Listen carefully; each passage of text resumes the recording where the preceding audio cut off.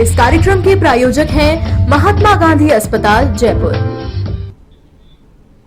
नमस्कार, मैं डॉक्टर दिनेश द्विवेदी आप सभी श्रोताओं का A1 टीवी के लोकप्रिय और ज्ञानवर्धक कार्यक्रम हेलो डॉक्टर में स्वागत करता हूं। हमारे संबंधियों और संपर्क में आने वाले लोगों में अक्सर किसी न किसी को मिर्गी रोग होने के बारे में जानकारी मिलती है, मगर हमें इस रोग के बारे में कोई पता नहीं होता कि ये क्यों होता है, कैसे होता है। आज हमारे साथ डॉक्टर बलवीन सिंह हैं जो महात्मा गांधी अस्पताल जयपुर के न्यूरोलॉजिस्ट हैं, मस्तिष्क तंत्रिका और मिर्गी रोग विशेषज्ञ हैं, जो हमें आज इस बीमारी के बारे में सब कुछ बताएंगे। डॉक्टर सिंह, आपका स्वागत है। सबसे पहले आपसे जानना चाहेंगे कि हमारे श्रोताओं को बताएं कि क्या होता है मिर्गी रोग, क्या वजह होती है इस रोग की। नमस्कार और बहुत बहुत शुक्रिया मेरे को यहाँ बुलाने का और इस अहम मुद्दे पे चर्चा करने का। तो हम बहुत बेसिक से शुरुआत करते हैं कि मिर्गी अक्सर आखिर होती क्या है। तो इसको अगर मैं बहुत सरल भाषा में बताऊं तो मिर्गी एक तरह का न्यूरोलॉजिकल विकार है जिसके अंदर ब्रेन की, मस्तिष्क की विद्युत गतिविधियों में असमानता आ जाती है। इसको अगर मैं और सरल बताना चाहूँ तो आप ऐसे समझिए कि एक कंप्यूटर की स्क्रीन है और सॉकेट और बल्ब के थ्रू वो वायर से कनेक्टेड है। अगर स्क्रीन चल रही है सब नॉर्मल है, अगर स्क्रीन के अंदर कुछ झकझकाहट होती है तो इसका मतलब है कि मिर्गी का दौरा आता है। और इस झकझकाहट के कारण, इस विद्युत गतिविधि में असमानता के कारण जो प्रॉब्लम होती है उसको हम दौरा बोलते हैं। दौरा मस्तिष्क के किसी भी पार्ट को प्रभावित कर सकता है जिस वजह से दिक्कत आती है। बहुत अच्छी बात बताई आपने। अब मैं चाहूँगा कि आप बताएं कैसे और किन लक्षणों से अपन पहचान सकते हैं कि रोगी को मिर्गी की ही बीमारी है, और रोगी को लक्षण आने से पहले कोई स्क्रीनिंग का या कोई और तरीका है जिससे कि बीमारी की पहचान की जा सकती है। तो आपने बहुत अच्छे दो सवाल मेरे से पूछे। पहला सवाल का जवाब मैं देना चाहूँगा कि मिर्गी के लक्षण क्या होते हैं। मिर्गी के लक्षण में अक्सर दौरा आना होता है। दौरा एक अलग बीमारी है, मिर्गी एक अलग बीमारी है। ज़रूरी नहीं है कि हर बार जब भी दौरा आता है वो मिर्गी के कारण की वजह से ही आए। कई बार शरीर के अंदर सोडियम की, नमक की कमी हो जाना, शुगर की कमी हो जाना या दिमाग के अंदर क्लॉटिंग होना, उसकी वजह से भी दौरा आ सकता है। लेकिन जब हमारे पास एक कारण है जिसकी वजह से दौरा आया है, हम उसको मिर्गी नहीं बोलते। हम कारण का इलाज करते हैं और 3 से 6 महीनों के अंदर मिर्गी की दौरे की दवाइयाँ बंद कर देते हैं। लेकिन कुछ दौरे ऐसे होते हैं जो कि मिर्गी की वजह से होते हैं।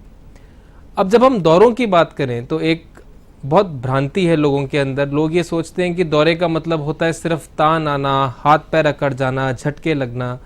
लेकिन दौरे के बहुत सारे रूप होते हैं। वो मस्तिष्क के किस हिस्से को प्रभावित कर रहा है उसके मुताबिक मालूम पड़ता है कि दौरा किस तरह का आएगा। कई बार एक सरल सिंपल दौरा आता है जिसके अंदर कुछ नहीं होता, बस सिर्फ आप सराउंडिंग से, एनवायरनमेंट से एकदम से हट जाते हो, या आम भाषा में बोलूँ तो आप गुम हो जाते हो। या कई बार काम करते करते, ब्रश करते करते, कप कॉफ़ी पीते पीते एकदम से झटका आना, ये भी एक तरीके का दौरा है। तो ये दौरे के जो लक्षण हैं ये किस मस्तिष्क के किस हिस्से को प्रभाव पड़ रहा है उसके हिसाब से डिपेंड करता है। और रही बात स्क्रीनिंग टूल की कि क्या कोई ऐसा स्क्रीनिंग टूल है जिसकी वजह से या जिसके करने से हम इन दौरों को पहले से प्रेडिक्ट कर सकें, तो ऐसा बिल्कुल है। ऐसा एक क्वेश्चनेयर आता है जिसके अंदर हम 10 से 15 टाइप के क्वेश्चंस एक मरीज से पूछते हैं और उसकी बेसिक एक ईईजी की जांच करते हैं, जिससे हमको एक प्रेडिक्शन मिल जाता है कि क्या इस व्यक्ति के अंदर दौरे होने की संभावना है या नहीं है। बहुत बढ़िया। क्या बताएं आप कि बच्चों में भी ये बीमारी हो सकती है? जी हाँ, तो दौरे की बीमारी जो है वो बचपन से शुरुआत उसकी हो सकती है। इनफैक्ट अब अगर मैं बात करूं तो हिंदुस्तान में डिलीवरी की, हॉस्पिटलाइजेशन की बहुत अच्छी एक स्कीम्स और रेट बन चुकी है। वरना पहले के टाइम पे जब घर के अंदर डिलीवरी होती थी, बच्चे के अंदर ऑक्सीजन की, दिमाग की कमी हो जाने की वजह से अक्सर तान आती थी। और बच्चों के अंदर तान आने के कारण काफ़ी हद तक अलग होते हैं, बट उनका इलाज मोर और लेस बच्चों में और अडल्ट्स में सेम होता है। बस डोज के ऊपर अपने को थोड़ा सा ध्यान रखना पड़ता है। लेकिन हाँ, बच्चों के अंदर मिर्गी हो सकती है। कई बच्चों के अंदर सिर्फ बुखार जब आता है उस टाइम पे ये तान आती है, दौरा आता है। उसको हम मेडिकल भाषा के अंदर फेब्राइल सीजर्स बोलते हैं, जो कि स्पेसिफिकली बच्चों के अंदर देखे जाते हैं एंड अडल्ट्स के अंदर नहीं देखे जाते। बहुत बढ़िया। ये परिवारजनों को जब मिर्गी का दौरा आता है किसी रोगी को या बच्चे को, तो उनको किस तरह की सावधानियां रखनी चाहिए? तो ये भी एक बहुत अच्छा सवाल है, इससे मैं जवाब भी दूंगा और शायद कुछ भ्रांतियों को दूर करने की कोशिश भी करूंगा। जब भी मिर्गी का दौरा आता है तो सबसे पहला काम जो कि आसपास के लोगों को, परिवारजनों को करना है वो ये है कि पैनिक ना करें, स्ट्रेस ना क्रिएट करें। आसपास का वातावरण जो है वो सुनिश्चित करें कि कोई नुकीली चीज़ या कोई ऐसी चीज़ नहीं पड़ी है मिर्गी जिसको दौरा आ रहा है उसके आसपास जिससे उसको चोट लग सके। जब भी दौरा आता है तो शरीर के अंदर तान आएगी, अकड़न आएगी और शरीर के अंदर हिलावट आती है। 80 से 90% केसेस के अंदर, लोगों के अंदर 2 से 3 मिनट के अंदर अंदर ही अपने आप कंट्रोल हो जाता है। तो इस दौरान जब मरीज के अंदर तान आई हुई है और शरीर हिल रहा है तो उसको पकड़ने की और कंट्रोल करने की कोशिश ना करें। बस ये सुनिश्चित करें कि आसपास का जो एरिया है उसके अंदर कोई ऐसी चीज़ नहीं पड़ी जिससे उसको लग सकती है। दूसरे नंबर पे उसके सिर के नीचे आप हाथ लगा सकते हो, जिससे कि झटके आने की वजह से उसका सिर जो है वो दीवार के ऊपर या ज़मीन के ऊपर टकरा के कोई हेड इंजरी के फॉर्म में प्रॉब्लम क्रिएट ना करे। तीसरे नंबर पे जब भी ये दौरा आ रहा होता है उस टाइम पे कई मरीजों के अंदर दांत बींच लिए जाते हैं, मुंह से झाग आता है, तो बिल्कुल भी किसी भी प्रकार की चीज़ मुंह के अंदर नहीं डालनी, चाहे वो उंगली का डालना हो, किसी मेटल पदार्थ का डालना हो, चम्मच का डालना हो या कोई मोजा सूंघाना हो। इन सब चीज़ों से कभी भी दौरा कंट्रोल नहीं होगा या दौरे की जो ड्यूरेशन है, दौरे का जो टाइम है वो कम नहीं होगा। लेकिन इससे नुकसान ज़रूर हो सकता है। अगर आप कोई भी मेटल की चीज़ डालते हैं या आप कोई भी चीज़ दांतों के बीच के अंदर दबाने की कोशिश करते हैं तो मरीज़ को होश नहीं होता। हो सकता है कि वो चीज़ टूट के मरीज़ की सांस की नली में अटक जाए और उससे उसकी जान को भी खतरा हो। तीसरे नंबर पे जब भी मरीज़ को दौरा आता है जल्दबाजी के अंदर दवा देने की कोशिश नहीं करनी है। दौरा जब भी आएगा 1.5 से 2 मिनट के अंदर शरीर जो है, जो कि तान आई हुई है, अकड़ा हुआ है, झटके आ रहे हैं, वो कंट्रोल होगा। 1.5 से 2 मिनट के बाद मरीज़ थोड़ा सा कंफ्यूज्ड स्थिति में होगा, जहां उसको आसपास की इतनी समझ नहीं रहेगी। तो 10 से 15 मिनट के टाइम के बाद जब मरीज की स्थिति नॉर्मल हो जाती है, जब वो बिल्कुल जागरूक है, आपसे बात कर रहा है, उस टाइम पे दवाई का प्रयोग करें। इसमें 2 चीज़ों का और ध्यान रखना है। अगर मरीज को तान लंबे टाइम तक आ रही है, यानी कि 5 मिनट के ऊपर तक आ रही है, आपको तुरंत अपने नज़दीकी अस्पताल के अंदर जाना है। इसका मतलब ये है कि जो मिर्गी का दौरा है, जो इलेक्ट्रिक करंट एबनॉर्मेलिटी हो रही है, वो एक लंबे टाइम तक के लिए हो रही है और उससे हो सकता है कि मस्तिष्क के जो न्यूरॉन्स है, जो काम करने की फैक्ट्री है, वो कमज़ोर पड़ जाए। दूसरे नंबर पे कई बार एक स्प्रे आता है जो कि हम कुछ स्पेशल पेशेंट्स को देते हैं, उसको मिडासिप स्प्रे बोला जाता है। जब भी अटैक आता है हम उस स्प्रे का यूज़ करके उस अटैक को जल्दी टर्मिनेट करने की कोशिश कर सकते हैं। बहुत अच्छी जानकारी दी आपने। एक बात बताएं कि क्या युवा मिर्गी रोगी हैं वो सामान्य तौर पे अपना परिवार बसा सकते हैं? जी हाँ, मेरे को नहीं लगता कि मिर्गी, देखो जिसको भी होती है, ये स्पेसिफिकली मैं उन लोगों के लिए बोलना चाह रहा हूँ जो इस रोग से जूझ रहे हैं, रोग से लड़ रहे हैं, कि मिर्गी आपकी ज़िंदगी का सिर्फ एक हिस्सा है, सिर्फ एक पार्ट है, ये आपकी कंप्लीट ज़िंदगी नहीं है। मिर्गी की खास बात यह है कि जब भी इसका अटैक आता है इसके दौरे का, तो वो कुछ मिनट्स के लिए, कुछ सेकंड्स के लिए रहता है। उसके पहले और उसके बाद आदमी एकदम नॉर्मल ज़िंदगी जीता है। तो मिर्गी की वजह से कभी भी ऐसा नहीं होता कि आपके पढ़ने लिखने की क्षमता कमज़ोर होती हो, या महिलाओं में कभी भी ऐसा नहीं होता कि आप शादी नहीं कर सकते या बच्चे पैदा नहीं कर सकते। एक मिर्गी पीड़ित इंसान जो है वो बहुत आराम से, बहुत नॉर्मली अपनी लाइफ जी सकता है। और हमारे पास हिंदुस्तान में और हिंदुस्तान के बाहर कई ऐसी शख्सियत के, कई ऐसी हस्तियों के एग्जाम्पल्स हैं जो कि मिर्गी के दौरे से, मिर्गी के रोग से सफ़र करते हैं, लेकिन उन्होंने इस तरह की चीज़ें अचीव करी हैं जो शायद एक नॉर्मल, एक आम इंसान भी नहीं कर सकता। बहुत बढ़िया जानकारी दी आपने। कोई खास टेस्ट ऐसा है जिससे कि बीमारी का जल्दी पता चल जाए? जहाँ तक देखिए टेस्ट की बात मैं करूँ तो एक बहुत अच्छा टेस्ट होता है जिसको हम इलेक्ट्रोएन्सेफेलोग्राम बोलते हैं। थोड़ा सा कॉम्प्लिकेटेड है, बट अगर मैं सरल भाषा में इसको भी बोलूँ तो हम हार्ट की ईसीजी करते हैं। उसमें हम हार्ट की इलेक्ट्रिकल एक्टिविटी एक ईसीजी के थ्रू जानने की कोशिश करते हैं।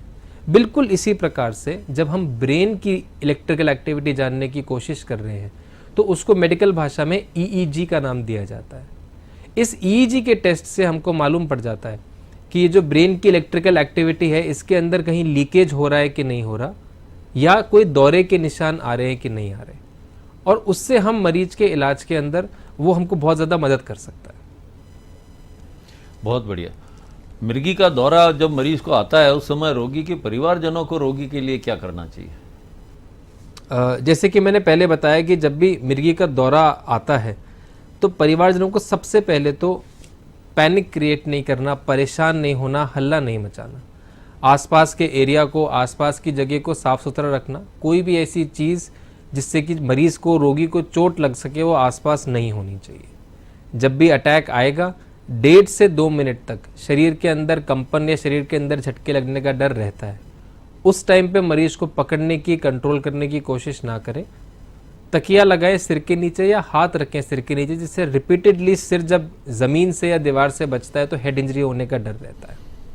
उसके अलावा जब भी जबान कटी जाती है, दांत बीचे जाते हैं, कभी भी किसी भी प्रकार की चीज़ मुंह के अंदर डालने की कोशिश ना करें, चाहे उंगली हो गई हो, चाहे कोई मेटल का पदार्थ हो गया हो। ये सब एक तरह की भ्रांतियां हैं जो कि लोगों ने फैला रखी हैं कि ऐसा करने से मिर्गी का दौरा कंट्रोल हो जाएगा। मिर्गी का दौरा अपने आप 80 से 90% केसेस के अंदर 1.5 से 2 मिनट में कंट्रोल हो जाता है, लेकिन पूरी तरह से होश आने में आगे 15 से 20 मिनट और लगते हैं। आमतौर पे कहते हैं कि मिर्गी का उपचार बहुत लंबा चलता है और उससे इलाज से उसको नियंत्रित किया जाता है दौरों को। तो एक बात ये बताएं कि इलाज कितने समय तक लेना आवश्यक है, और उस इलाज के लेने के बाद में दवाइयाँ नियमित लेता है मरीज, उसके बाद भी अगर उसको दौरे आते हैं तो उस परिस्थिति में क्या करना चाहिए? ये बहुत ही अच्छा सवाल है और मैं बहुत डिटेल में इसका शायद जवाब देना चाहूँगा। तो देखिए, जब हम मिर्गी के इलाज की बात करते हैं तो उससे भी ज़्यादा ज़रूरी प्रश्न ये होता है कि जो मरीज़ को दौरा आया है वो आया किस कारण से। जैसे कि मैंने स्टार्टिंग के अंदर ये बताया कि दौरे आने का बहुत सारे कारण होते हैं, उनमें से एक कारण मिर्गी है। लेकिन अगर दौरा किसी अन्य कारण से आया है, जैसे कि सोडियम की कमी हो जाना, शुगर की कमी हो जाना, कोई क्लॉट होना या नस का फट जाना, तो हम आमूमन दौरा कंट्रोल करने की दवाई 3 से 6 महीने तक देते हैं, और जिस कारण की वजह से दौरा आया है उस कारण को ठीक करने का, इलाज करने का काम करते हैं। अगर कारण हट जाता है, कारण ठीक हो जाता है, तो 3 से 6 महीने में हम कोशिश करके जो दौरे की दवाई है उसको कम करते हैं और बंद कर देते हैं। अब बात करते हैं मिर्गी के बारे में। जब मिर्गी की वजह से दौरा आ रहा है तो उस केस में डिपेंड करता है कि किस प्रकार की मिर्गी है। कई मिर्गी के दौरे इस तरह के होते हैं जो कि बचपन में आते हैं और 10 से 12 साल की उम्र तक आते आते अपने आप ठीक हो जाते हैं। कई दौरे ऐसे होते हैं जिसके अंदर हमको लाइफ लॉन्ग इलाज करना पड़ता है, ता जिंदगी दवाई देनी पड़ती है। कई दौरे ऐसे आते हैं जिसके अंदर हम 3 से 5 साल तक दवाई देके दवा को कम करने की कोशिश करते हैं, एंड फिर देखते हैं कि क्या दवा कम करने के बाद इसको वापस से दौरा आ रहा है कि नहीं आ रहा, स्पेशल टेस्ट करा के बीच बीच में। और जो लास्ट क्वेश्चन आपने पूछा कि जब मरीज नियमित रूप से दवा ले रहा है बावजूद उसके अगर दिक्कत हो रही है तो क्या करना चाहिए, उसके बारे में थोड़ा सा अपन और डिटेल में बात करेंगे। पहली चीज़ ये है कि जो मिर्गी की दवाई है वो बहुत नियमित रूप से लेनी चाहिए। अगर सुबह और शाम की गोली है तो वो सुबह और शाम जानी चाहिए। अगर एक टाइम की गोली भी मिस होती है तो अगले दिन दौरे आने का रिस्क रहता है। लेकिन अगर मरीज़ नियमित रूप से गोली खा रहा है और बावजूद उसको दौरे पड़ रहे हैं तो हम उसमें और जांचें करा के देखना चाहेंगे कि इनका कारण क्या रहा। जब भी 2 दवाई या 2 दवाई से ऊपर दवाइयाँ चलने के बावजूद दौरे आते हैं उसको हम ड्रग रेजिस्टेंट एपिलेप्सी बोलते हैं, यानी कि दवा जो है वो असर नहीं कर रही है पूरी तरीके से। अब अगर मैं हिंदुस्तान के आंकड़ों की बात करूं तो हिंदुस्तान में कुछ 90 लाख से 1 करोड़ लोग मिर्गी के प्रॉब्लम से, मिर्गी के दौरों से पीड़ित हैं।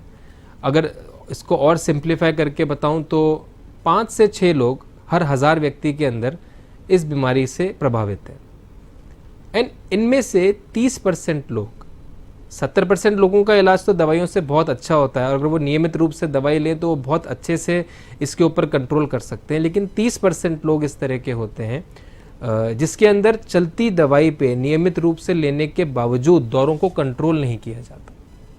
उन केसेस के अंदर हमारे पास स्पेशल टेक्निक्स हैं जिनमें बेसिकली 2 तरह की टेक्निक के बारे में मैं बताना चाहूँगा। नंबर 1 है कि हम ब्रेन की सर्जरी कर सकते हैं।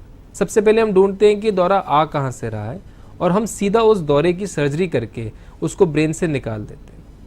अब जब भी हम ब्रेन की सर्जरी की बात करते हैं तो एक डर लगता है कि कहीं इस सर्जरी के बाद लकवा तो नहीं आ जाएगा, कहीं बोलने में तकलीफ़ तो नहीं होगी, कहीं सुनने में या देखने में तकलीफ़ तो नहीं होगी। तो ऐसा नहीं है। जब भी इस तरह की सर्जरी की जाती है या जब भी इस तरह का पेशेंट्स का वर्कअप किया जाता है, हम आराम से बैठ के उनसे बात करते हैं कि ब्रेन के किस हिस्से से ये दौरा ओरिजिनेट हो रहा है और उस दौरे के और उस हिस्से को निकालने से किन किन चीज़ों के अंदर प्रभाव पड़ेगा। दूसरे नंबर पे हमारे पास ऐसे विकल्प भी हैं जहां हम बिना सर्जरी करे, बिना सिर को खोले, लेज़र के थ्रू जहां से दौरा ओरिजिनेट हो रहा है उसको जला के ख़त्म कर सकते हैं, जिससे दवा कम होने का भी चांस रहता है और दौरा कंट्रोल होने का भी चांस रहता है।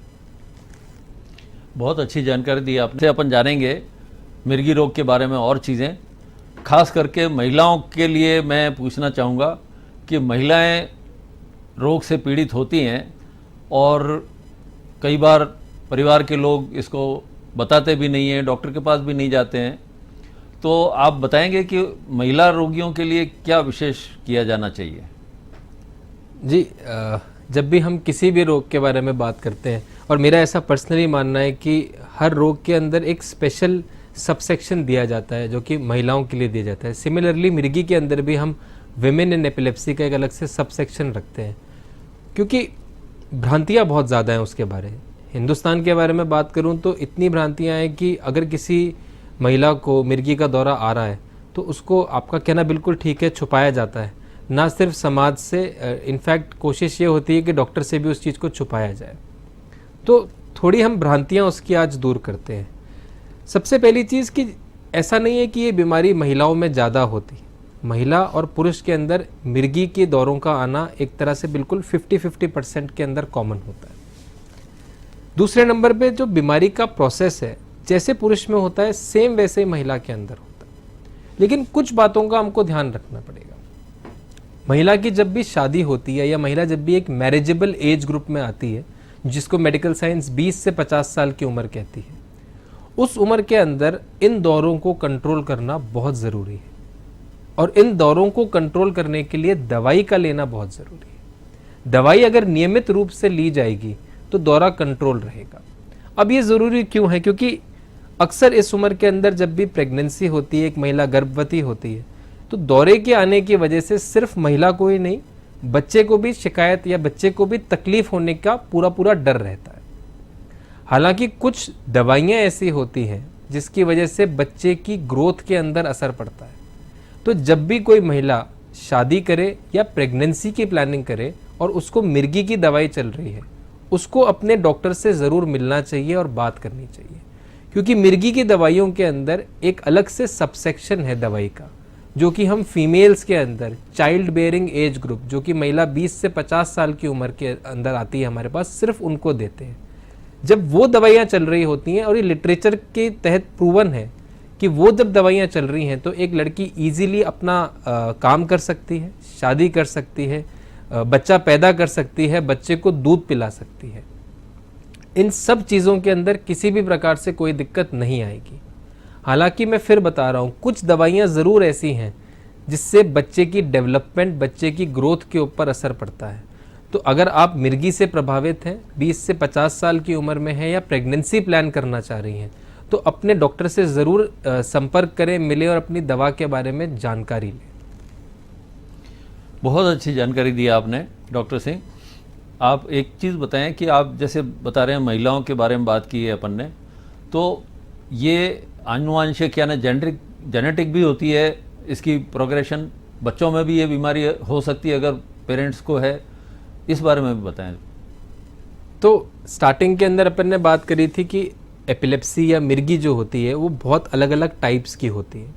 उनमें से एक बहुत कम प्रपोर्शन ऐसा है जो कि जेनेटिक टाइप ऑफ एपिलेप्सी होती है, जैसे कि वो परिवार के अंदर कैरी फॉरवर्ड होगी। मैं आम जब भी पेशेंट्स भी देखता हूँ, मरीज़ भी देखता हूँ, और जब उनको हम मिर्गी के बारे में बताते हैं तो उनका पहला यूजुअल रिस्पॉन्स ये होता है कि हमारे परिवार में किसी को तो है नहीं। सो ऐसा नहीं है कि हर मिर्गी जो है वो जेनेटिक हो, लेकिन हाँ, मिर्गी का कुछ एक सबसेक्शन ऐसा है, कुछ एक पार्ट ऐसा है जो कि 2 से 5% केसेस ऑफ एपिलेप्सी में होता है जो कि जेनेटिक होता है।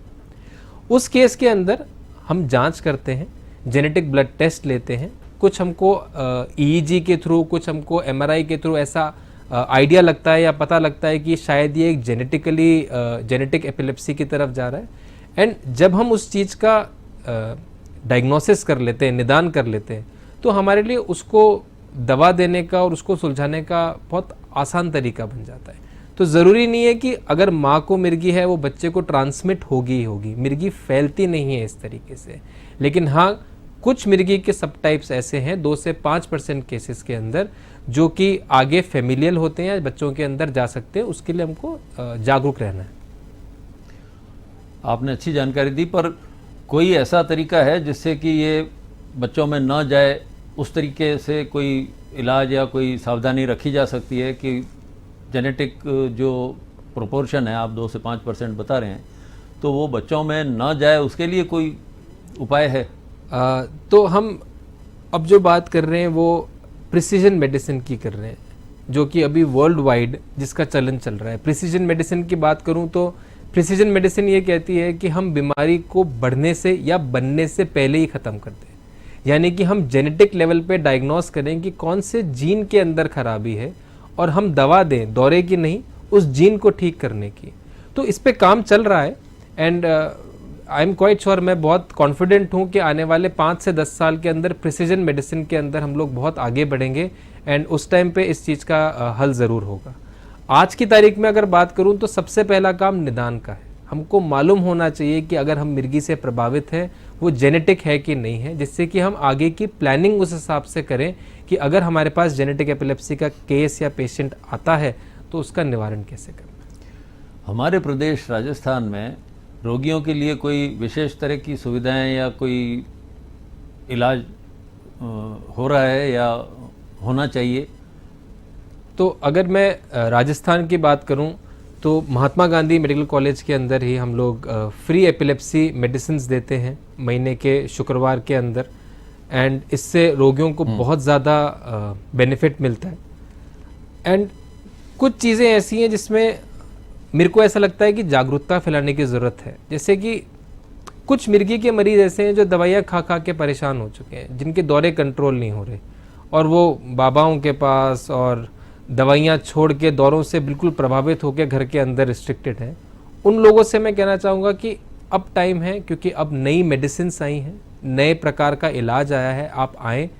सर्जरी और रेडियो फ्रिक्वेंसी अब्लेशन या लिट थेरेपी, जिसको मैं कह रहा हूँ कि हम बिना स्कल खोले, बिना ब्रेन खोले जला के मिर्गी का जो एरिया है उसको जला के ख़राब कर सकते हैं। आप उस चीज़ से अपनी मिर्गी के दौरों से आप वंचित हो सकते हैं, ठीक हो सकते हैं।